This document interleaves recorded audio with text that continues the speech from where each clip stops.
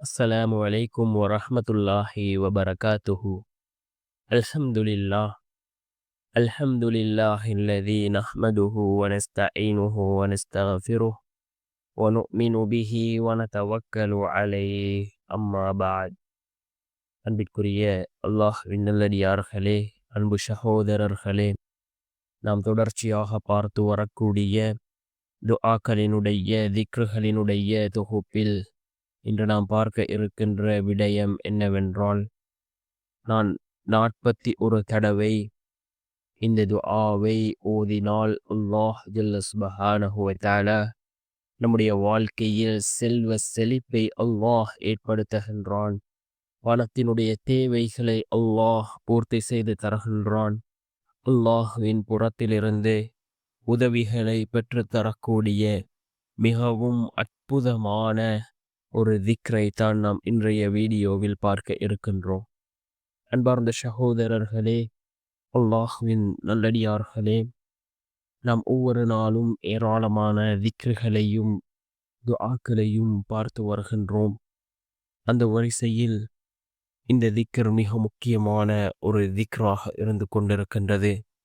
அல்லாஹ்வின் புறத்திலிருந்து நமக்கு உதவிகளை கொண்டு வந்து சேர்க்கக்கூடிய மிகவும் அற்புதமான திக்ராக இந்த திக்ர் இருந்து கொண்டிருக்கின்றது. நாம் யக்கீனோடு இஹ்லாஸோடு ஓதி அல்லாஹ்விடத்தில் பிரார்த்தனை செய்வோம். நிச்சயமாக அல்லாஹ் ஜல்ல சுப்ஹானஹு வ தஆலா நம்முடைய எல்லா நிலைமைகளையும் அவன் சீராக்கி தருவான். அன்பார்ந்தவர்களே, அல்லாஹ்வின் நல்லடியார்களே, திக்ருகளுக்கு ஏராளமான சிறப்புகள் இருக்கின்றது.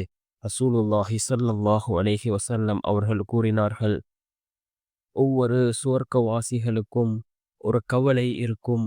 அது என்ன கவலை என்றால், இந்த உலகத்திலே வாழ்ந்த சந்தர்ப்பத்தில் இன்னும் அதிகமாக அல்லாஹுவை திக்ர் செய்திருக்கலாம் என்ற கவலை ஒவ்வொரு சுவர்க்கவாசிகளுக்கும் இருக்கும் என்று கூறினார்கள் அருமை நாயகம் ஸல்லல்லாஹு அலைஹி வஸல்லம் அவர்கள். அன்பார்ந்த சகோதரர்களே, அல்லாஹ்வின் நல்லடியார்களே, நாம் அதிகமாக திக்ருகளை செய்வோம். திக்ருகளின் மூலமாக அல்லாஹ் ஜல்ல சுப்ஹானஹு வ தஆலா நம்முடைய வாழ்க்கையில் சிறந்ததொரு மாற்றத்தை அல்லாஹ் ஏற்படுத்தி தருவான். நாம் இதனை 41 தடவைகள் ஓதினால் அல்லாஹ் நம்முடைய வாழ்க்கையில் செல்வ செழிப்பை உண்டாக்குவான். அதே போன்று பண தேவைகள் பூர்த்தியாகும். அதே போன்று நம்முடைய எல்லா நிலைமைகளையும் அல்லாஹ் சீர்படுத்தி தருவான். என்ன திக்ர்? அல்லாஹ்வினுடைய அழகிய 2 திருநாமங்கள், யா வஹாப், யா முகனி. யா வஹாப், யா முகனி என்ற இந்த 2 திருநாமங்களையும் ஓதுவோம்.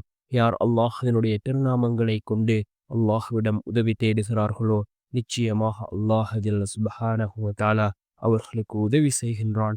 நாம் இந்த 2 திருநாமங்களையும் ஓதுவோம்.